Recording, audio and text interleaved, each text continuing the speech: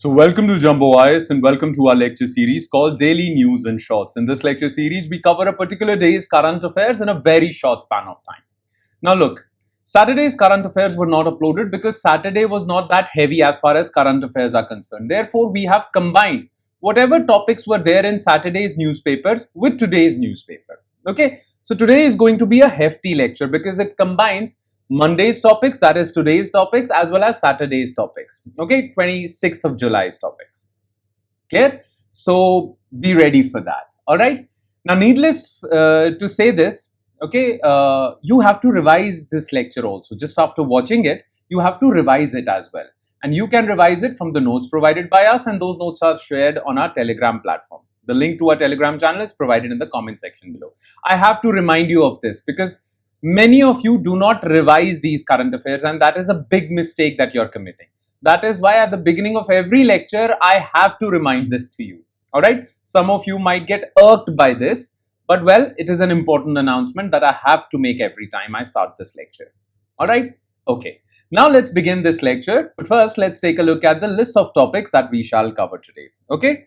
So daily current affairs, 28 July 2025. And here is the list of topics. So today we will be covering 6 topics. Okay. Number 1 on this list is Chola's ballot pot system. Okay. And by Cholas, we are talking about the Chola Empire of South India. Right. And it is one such empire that extended to, well, Thailand, Indonesia as well. Nonetheless, well, they had democratic traditions even before Europe had them. And recently, Prime Minister highlighted that. So we'll talk about their election system, Chola's ballot pot system. Okay. Then we'll talk about Cheetah diplomacy in Africa. You all know that there is this project called Project Cheetah through which we are bringing African cheetahs to India. Well, earlier we only contacted 2 countries, South Africa and Namibia. But now India is basically diplomatically negotiating with other countries as well, Botswana, Tanzania, to bring cheetahs from there too. Okay, because India needs more cheetahs. Clear? So we'll talk about this cheetah diplomacy in Africa. Then, recently, India's first hydrogen train was tested at Integral Coach Factory in Chennai. Okay, so this test was successful, and this paves the way for hydrogen fuel trains in India. Now, that is a big news for India's ambitions, or this is a significant step towards India's ambitions towards zero carbon emissions economy, green transition basically. Okay, so we'll talk about hydrogen fuel trains. Okay, and we'll talk about what is this technology, hydrogen fuel technology, fuel cell technology, and how important it is. Okay, and what are its advantages, disadvantages, all of that. Then we'll talk about the 2-state solution. The thing is that the Western world is divided with respect to Israel and Palestine. America is completely with Israel, but many European countries are now supporting Palestine because of the humanitarian crisis in Gaza. Okay. Now, many countries who want a peaceful solution to this Israel-Palestine conflict talk about 2-state solution because they think 2-state solution is the only permanent solution to Israel-Palestine problem. Okay. So we need to be aware of this thing called 2-state solution because it is talked about every now and then in every article of the newspaper that is covering Israel-Palestine conflict. Okay, 2-state solution. If you really want to understand Israel-Palestine conflict, you need to understand 2-state solution. So we'll be talking about this. Then, well, recently Supreme Court appointed committee basically allowed power corridors in Great Indian Bustard habitat. So what was this news? We'll talk about this, and we'll also talk about this great Indian bustard, the bird that is protected in India. And in the end, we'll talk about a sensitive topic, and that is China's dam on Brahmaputra. And some people are terming it as China's water bomb against India. China can use against India. So why is this dam significant, and why is this dam threatening for India's interests, especially in Northeast? So we'll talk about these 6 topics. Clear? So let's start discussion on these 6 topics one by one, starting with Chola ballot pot system. Okay. So the thing is that Prime Minister Narendra Modi was in Tamil Nadu recently, and he was standing in front of a magnificent temple in Tamil Nadu built by Rajendra I, a great Chola ruler. Okay, the name of the temple is Gangaikonda Cholapuram. Right now, this temple was significant. It basically marks the Chola glory or the glory of Chola Empire. Now, standing next to that temple, Prime Minister made a remark.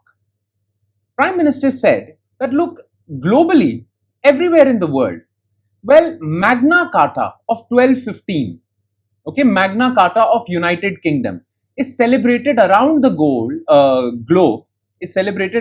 globe for basically laying the foundations of democracy, right?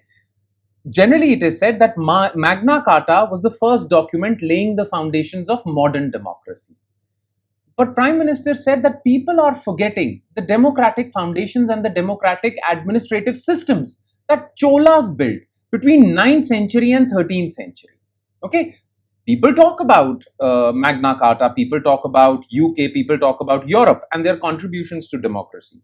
But what about historical Indian empires, dynasties and rulers which laid democratic foundations in India as well? Clear? And in this context, he talked about Chola's administrative or democratic administrative setup. Okay, now what is this democratic administrative setup that was set up by Cholas? Okay, let's talk about this.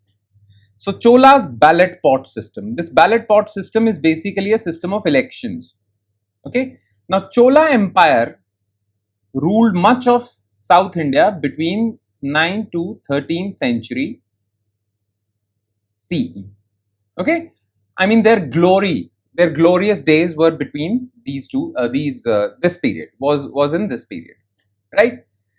Now, Cholas built a system of administration at lower level, at grassroots level, that was really democratic.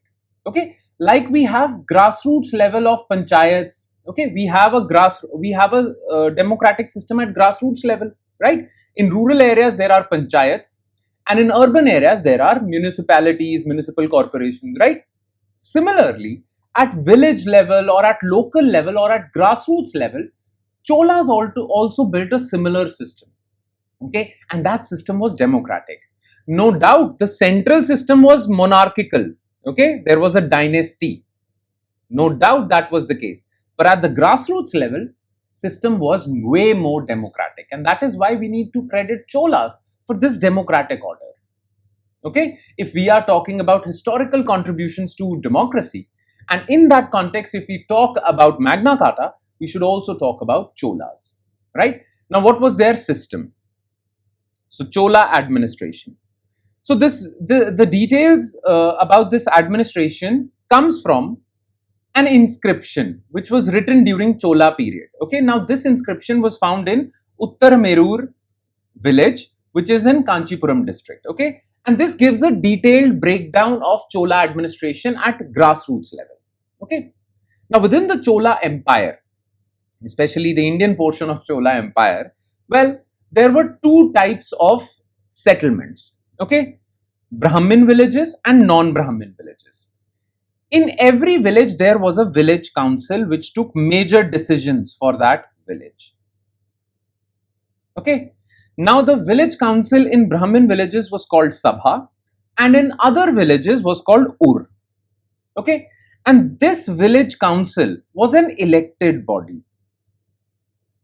Okay, so the entire region, the entire settlement was divided into wards and elections used to take place and people used to elect their candidate to represent their ward in the village council, and this village council was given significant powers, revenue powers, taxation powers, administration powers. A lot of powers were given to these village councils.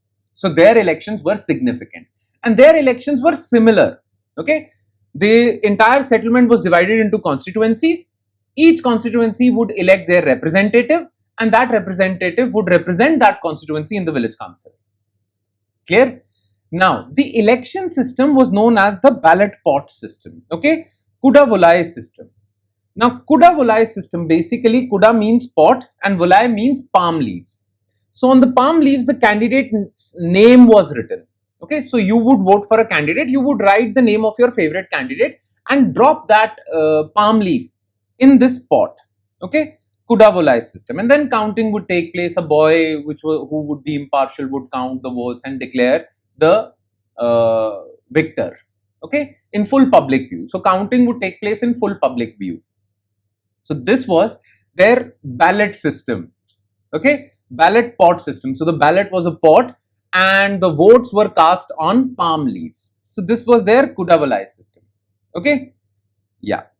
This third point is from the previous lecture. I'm so sorry about this. There is some editing mistake. Nonetheless, so this is your Kudavolai system. Clear? Now, the best part about Cholas was they believed in decentralizations. Okay, so these village assemblies had a huge democratic spirit. And what do we mean by that? Well, not anyone, or the thing is that there were strict qualifications and disqualifications for candidates who were to fight elections. There was a strict eligibility criteria, and the reason for that was so that the elites do not capture power. So there was a strict eligibility criteria, a detailed list of qualifications and disqualifications for candidates. Okay, like for example, the age qualification was 30 to 70. There shouldn't be any criminal case against you. Okay, you shouldn't be accused of any crime. You should have good knowledge of certain ancient texts. Clear? All these things were there. Debt defaulters, alcoholics, and close relatives of sitting members were disqualified. Clear? Plus, you see, these village councils had a lot of power. They used to manage a lot of funds.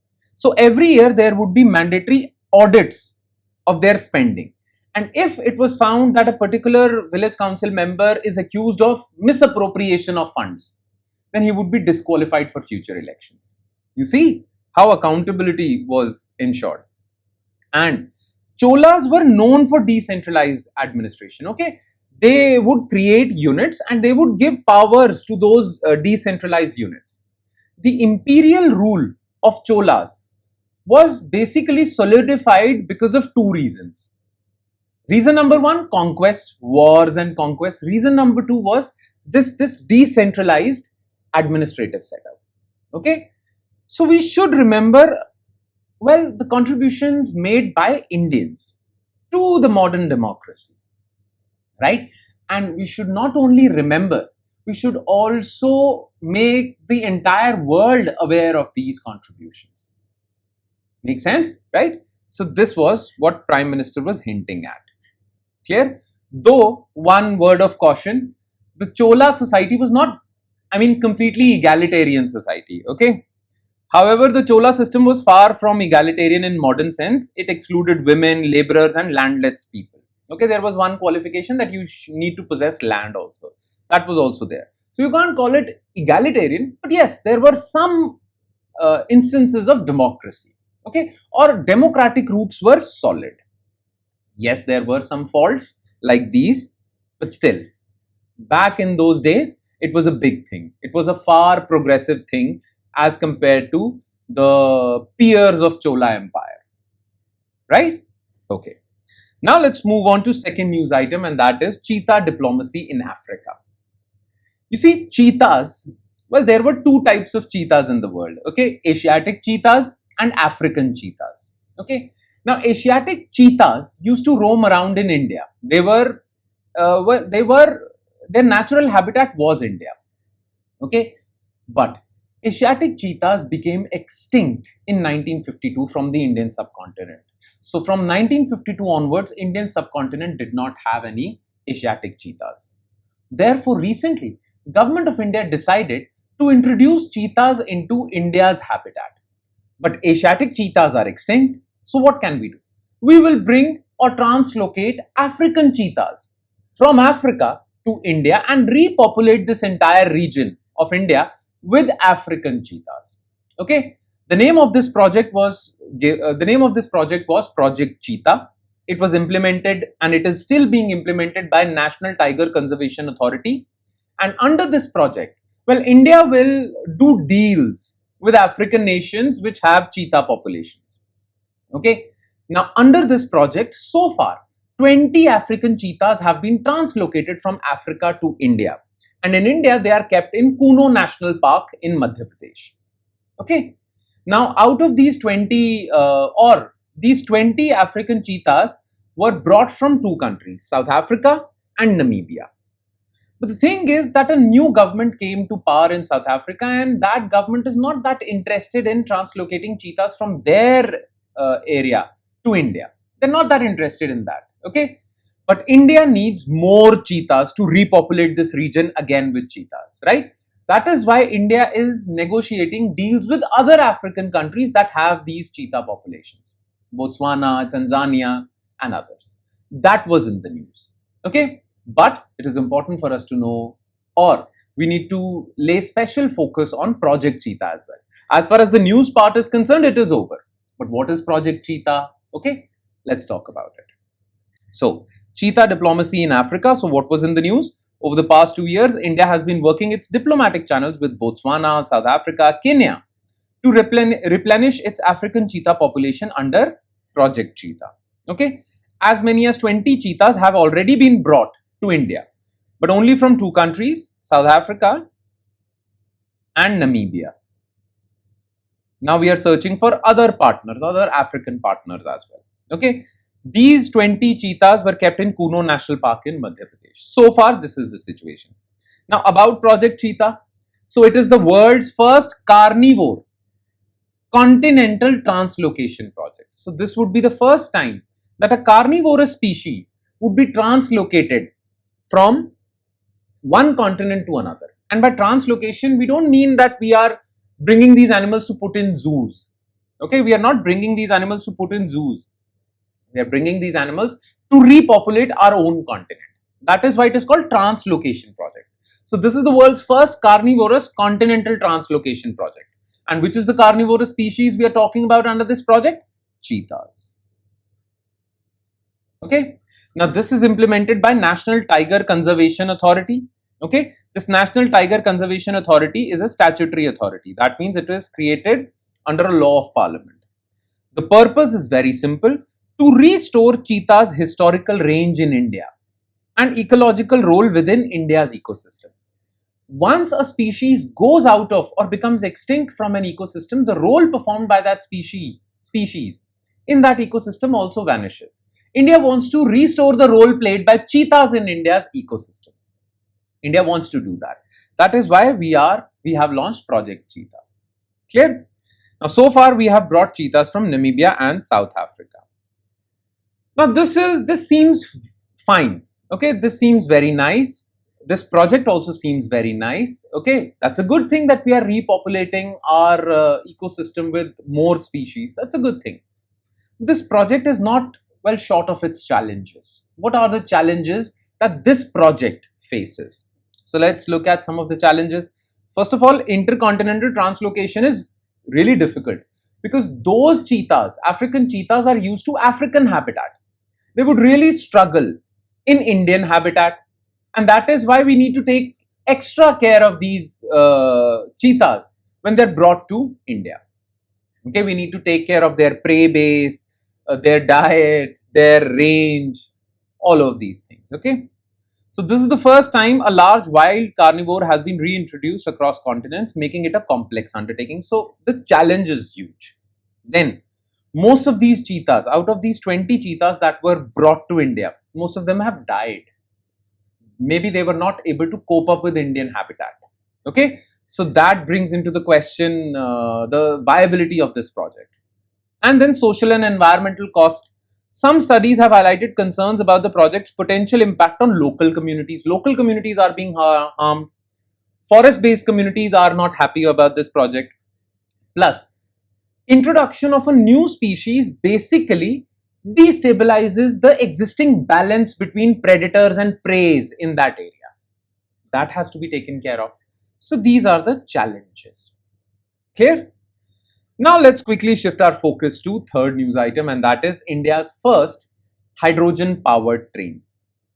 Now look, the thing is that, well, most of these vehicles, cars, buses, trucks, trains, okay, they run on internal combustion engine.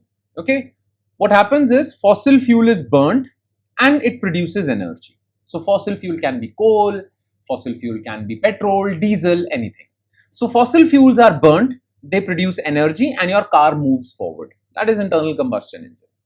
But the problem with internal combustion engine is that when you burn this fossil fuel, it not only produces energy, but it also produces some toxic gases, sulfur oxides, nitrous oxides, right? These cause air pollution. Plus, it also releases carbon dioxide and carbon monoxide, which are greenhouse gases. Carbon dioxide is a greenhouse gas and it causes global warming, right? Therefore, we need to change our fuel system or fuel cell system. Okay. Now, people are now talking about using hydrogen as fuel in these vehicles. Okay. Because hydrogen burns. If you burn hydrogen, it produces energy. But when you burn hydrogen, unlike fossil fuels, it just produces water as byproduct. Okay. Fossil fuels produce sulfur oxides, nitrous oxides, and greenhouse gases. But hydrogen, when you burn hydrogen, well, it only produces water as byproduct and energy. You can use that energy to power your vehicles, right? Now, India has been investing heavily in using hydrogen as fuel. Okay, and that is why we are doing a lot of research and development in developing hydrogen powered fuel cells, hydrogen fuel cells. Now, recently, first train in India was tested, okay, whether it can run on hydrogen fuel cells or not, and the test was successful. This test was conducted at Integral Coach Factory in Chennai, and this test was successful. So we have taken one step forward in our objective or aim of powering our trains through hydrogen, okay, because this will not only improve our energy efficiency, it will also reduce our carbon emissions, which is very important for our fight against climate change. That is why this discovery or this test or its success is useful for us or is important for us. Clear? Make sense? So let's talk about this. So India's first hydrogen train. Clear? So what was the project? So this project is part of Indian Railways Northern Railway Zones initiative. So Northern Railway Zone of Indian Railways launched an initiative in 2021 under which they said that they will run a hydrogen powered train between two stations. Clear? Now this project will be implemented in two parts. First, two diesel based rail engines of 1600 horsepower each, they will be converted into hydrogen based. So the existing diesel engines would be converted into hydrogen engines, and then these hydrogen engines would require hydrogen as fuel. So we will create a storage capacity or we will create a storage station for hydrogen as well. So under this project, the second component of this project was hydrogen fuel storage facility in Jind, Haryana of the capacity of 3000 kg or 3 tons of hydrogen. The design, manufacturing, the designing and all designing, research and development of these hydrogen engines would be done by Indian Railways Research, Designs and Standards Organization. The entire cost of this project is 136 crores. That is the information that you need to be aware of as far as this project is concerned. But you also need to be aware of hydrogen fuel cell technology. Okay, so let's talk about this technology. So hydrogen fuel cell technology, in this there is a fuel cell, okay, and as you all know that in any cell or battery there is an anode and cathode. Well, hydrogen acts as anode and oxygen from air acts as cathode, and current passes between this anode and cathode, which produces electricity. This electricity is then used to power trains, vehicles, cars, buses, trucks. Make sense, right? So this is a battery with hydrogen at anode and oxygen at cathode. The best part about this battery is that there is no waste product released. The waste product or the byproduct released is water, and energy is also released. What are the advantages of hydrogen fuel cells? Well, high energy intensity of hydrogen, then no carbon emissions, plus high scalability. Hydrogen is available. I mean, you don't have to mine for hydrogen. Water is made up of hydrogen and oxygen, so hydrogen is readily available. So you can scale up the availability of fuel. But there are some challenges also. First of all, if you really want to reduce carbon emissions, then you have to make sure that this hydrogen is produced through renewable means. Because people generally get hydrogen from natural gases. When you extract hydrogen from natural gas, this also releases other greenhouse gases. So you're extracting hydrogen so as to reduce greenhouse gases. But the very process of extracting hydrogen is emitting greenhouse gases. Therefore, you need to get hydrogen by electrolysis of water or through a way which does not emit greenhouse gases. Now that is a challenge, okay? Basically, hydrogen extracted or produced through renewable means is known as green hydrogen. So green hydrogen production is a challenge. Then hydrogen is the lightest element in the world, okay? Plus it is colorless, odorless and highly inflammable. So if there is a hydrogen cylinder and there is a leak, you won't be able to know about this leak because hydrogen is colorless and odorless. Plus it is highly inflammable. Therefore, its safe storage is a big challenge. And its safe storage in the fuel tank of the vehicle is also a challenge. So this is a big challenge. Okay, and there are some few small challenges like infrastructure challenges which are given in your notes, so go through that as well. Clear? That's about it. And now let's quickly shift our focus to next news item, and that is, well, the two-state solution. Now the two-state solution is talked about in the context of Israel and Palestine. Okay, as you all know, Israel's war in Gaza is on. And there is a huge humanitarian crisis in Gaza, right? Now, the Western world is divided as far as the role of Israel is concerned. America is basically on Israel's side, that is given. But many Western countries are not seeing eye to eye with Israel. In fact, France has recently declared that it will give recognition to Palestine as a state. Okay, Israel was not happy with this. USA was not happy with this. And many European countries want Israel to end this war now.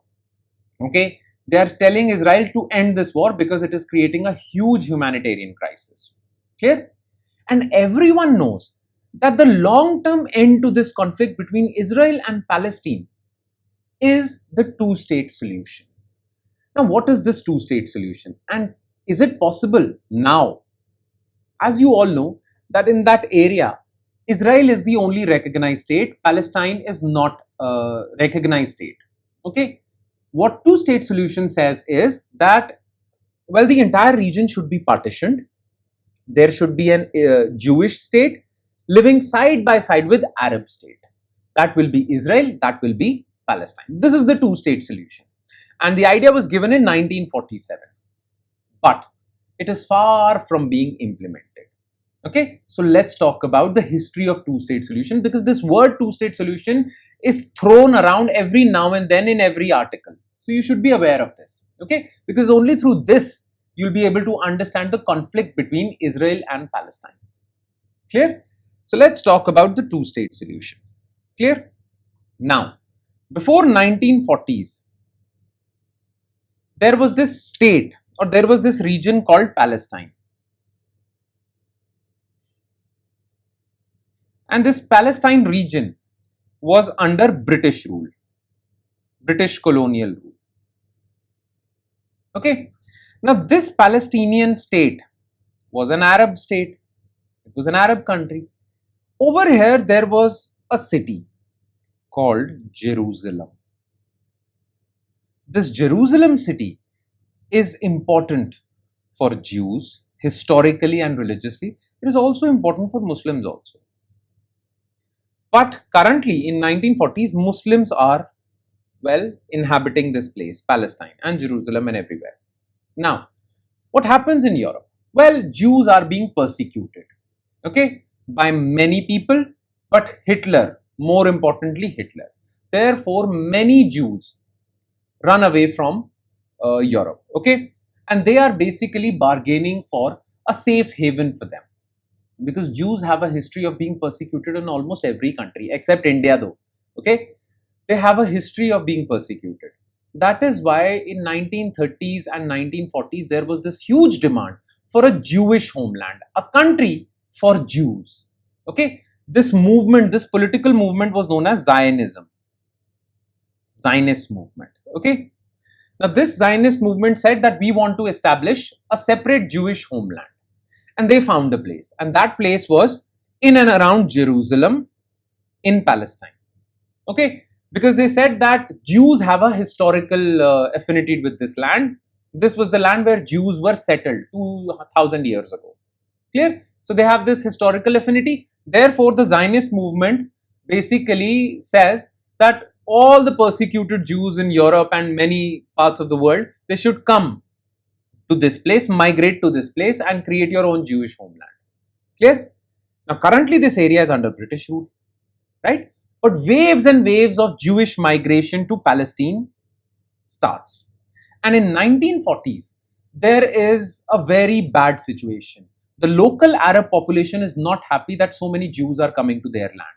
So there is a conflict-like situation between Arabs and these migrating Jews, right? In this context, well, you have to remember this area is under British rule. In this context, well, what happens is that United Nations in 1947 proposes a partition plan. Under this partition plan, this entire Palestinian region will be partitioned into a Jewish state and into a Arab state. The Jewish state will be called Israel and Arab state will be called Palestine.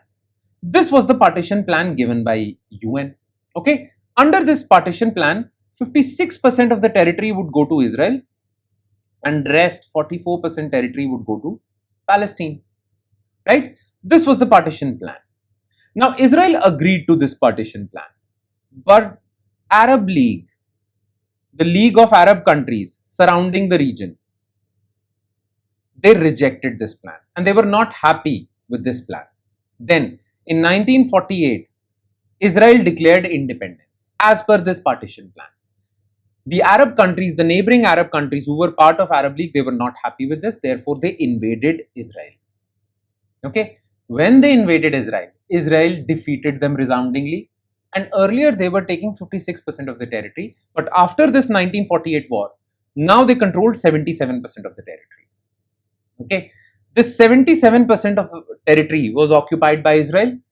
And because of that, many Palestinians were displaced. Some went to, Jordan, neighboring Jordan. Some went to Lebanon. Some went to Egypt.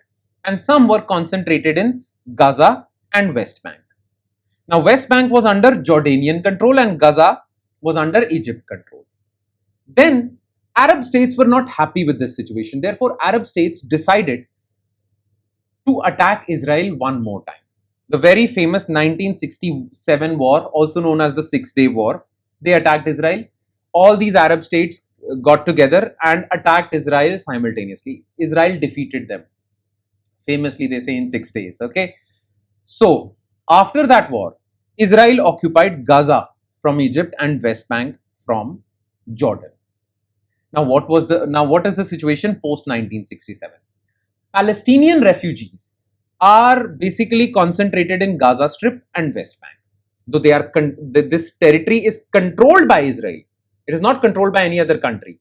But Israeli forces control these territories, but Palestinians live in this territory. Live in these territories, right? This was the situation post 1967. So with so many wars, okay, well, Israel expanded its occupation, right? So as you can see on this map also, this was the situation in 1946. This entire country was called Palestine. As per UN partition plan, this was the partition plan. So this is the West Bank region, this is the Gaza Strip region. Okay, this was to be Palestine. Simple. And the white was Israel. But then in 1948, Arab countries, because they were not happy with this partition plan, they attacked Israel. Israel occupied these areas as well. So much of Gaza Strip and West Bank was occupied by. Then in 1967, well, they were attacked again. This was the situation. Israel occupied most of the territory. Clear? This was the situation. This is the current situation. Now, in 1993, well, the thing is that Palestinians, well, they were stateless, okay? Therefore, they were organizing themselves into protests and all. And many people were not happy with this Israeli occupation. Therefore, a peace was basically negotiated between Israeli Prime Minister, and Palestinian leader Yasser Arafat. And this was known as Oslo Accords of 1993. Under this, well, it was decided that West Bank and Gaza would be given to Palestine. Okay, they would have a separate state. The occupied territories, Israeli territories, would be given to Israel, and Jerusalem would be partitioned. Jerusalem is a key religious site which both sides want. Okay, this was Oslo Accord. Both sides rejected it because of Jerusalem. Israel wants Jerusalem to itself. Palestine wants Jerusalem to itself, especially East Jerusalem. And the situation is unresolved. And then, well, some Palestinians took to terrorism. Israel responded, and you all know the story between Hamas and Israel, right? That was the situation. And now let's move to next news item, and that is power corridors in Bustard habitat. You see, it is a very small news item, so let's not spend that much time on it, okay? The thing is that, well, Great Indian Bustard is a critically endangered bird species in India, which is endemic to India, found only in India. And it's mostly found in Rajasthan, Gujarat, Karnataka, Andhra, Maharashtra, okay? Now, this Great Indian Bustard is basically critically endangered as far as IUCN is concerned, IUCN status is concerned, okay? Now, this Great Indian Bustard is critically endangered because for a reason. Well, the thing is that it is vulnerable to hunting for their eggs, loss of habitat, and many other reasons.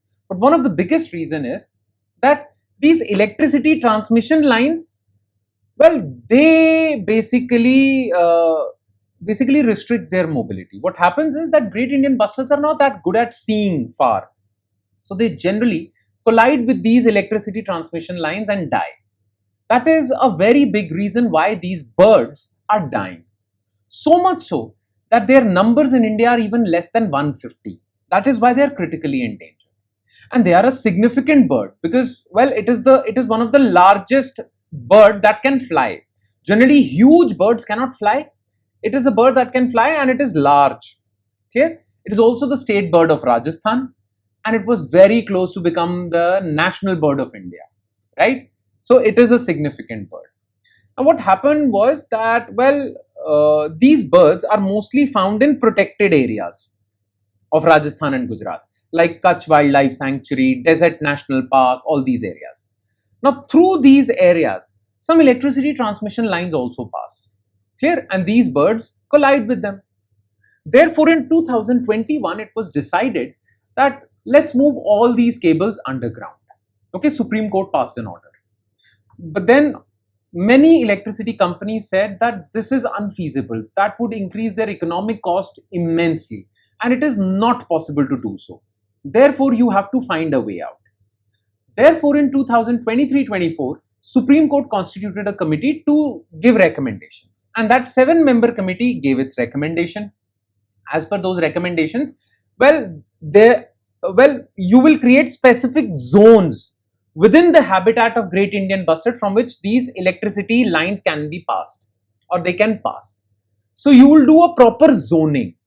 Rather than moving all these electricity transmission lines underground, which is economically impossible, okay, you will divide the entire habitat into zones.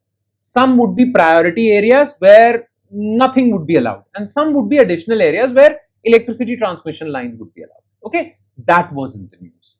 But what is important for us to know is, what is this bird called Great Indian Bustard? Because MCQs can be asked from this. Okay, now the information about Great Indian Bustard is given in your notes. Okay, what is their habitat? Like dry grasslands. Okay, it is endemic to India. What are its features? It is omnivorous. All these features, okay, are given in your notes. I won't spend time discussing them. They are very easy to read. Okay, so just read through them. And we will quickly jump our focus to last news item of the day, and that is China's dam on Brahmaputra. Okay, now we have discussed about this. Okay, the thing is that, well, China is building a dam on Yarlung Zangpo.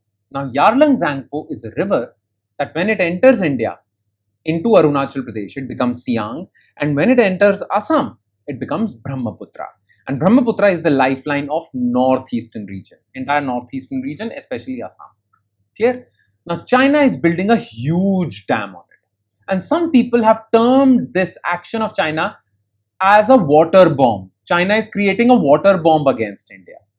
Okay, so what is this entire issue? Let's talk about it. Okay, so as you can see on this map, well, this is the Yarlung-Zangpo river.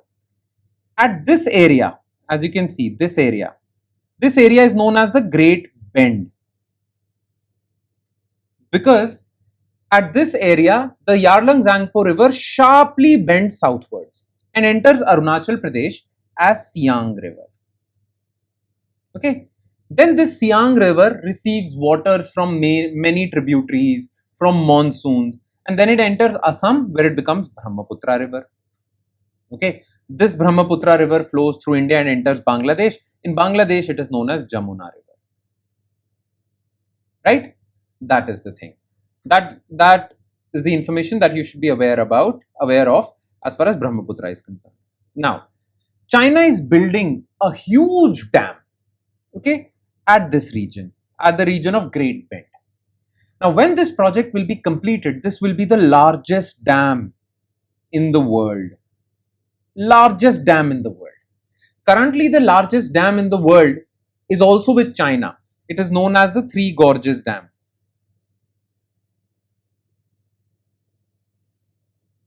On Yangtze River in China.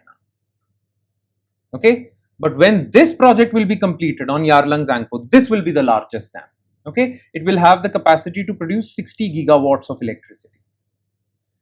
To produce 60 gigawatts of electricity, you will have to create a big storage dam, which will block the flow of your Yarlung-Zangpo and store water in immense quantities. Now, India is threatened by this move. Why?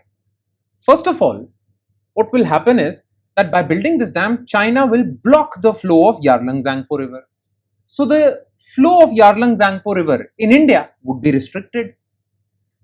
When that would be restricted, water flow in Siang river and Brahmaputra will also be restricted, and it would create, well, drought-like conditions in the long term. Yes, makes sense? So this is one threat. The other threat is, which is called a water bomb, is that China can intentionally release the flow of water from this dam, which would create flooding-like situations in Siang and Brahmaputra. Right? So people would be affected.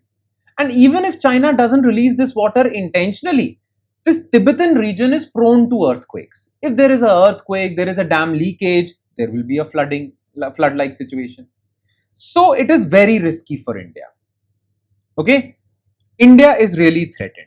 And Arunachal Pradesh CM has said that it's a really threatening situation for us, because in long term, this can dry out our Siang river.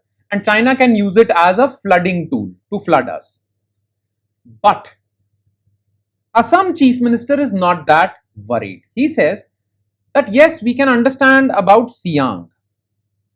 But when we talk about Brahmaputra, when this river enters Assam, most of its water is not from Yarlung-Zangpo. Most of its water is from other tributaries, okay, and monsoon.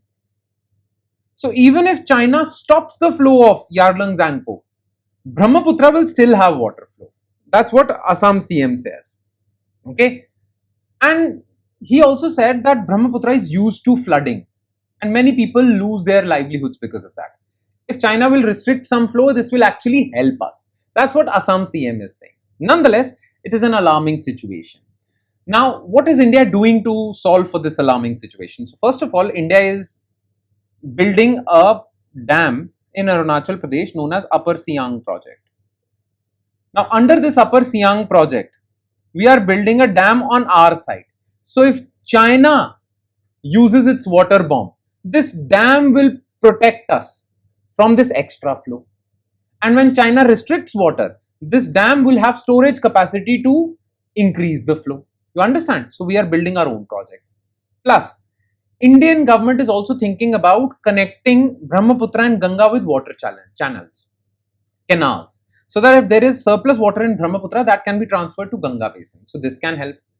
Plus, the third thing that India is doing is to cooperate more with lower riparian states, Myanmar, Bhutan, Bangladesh, so that Well, we can create a block and put pressure on China not to do this. That is the idea. That is what we are trying to do. Right? And that would be all. I told you it would be a long lecture because we had to discuss 6 topics. Nonetheless, well, the lecture is over. Now your job is to revise the lecture from the notes, okay, and do practice the MCQs that would be given along with this lecture later. Okay, that is your job. And if you have any doubts, use the YouTube comment section to ask me those doubts. I'll be happy to entertain them all. Alright then. On that note, I'll be signing off with the promise of seeing you again with another set of news items. Thank you everyone.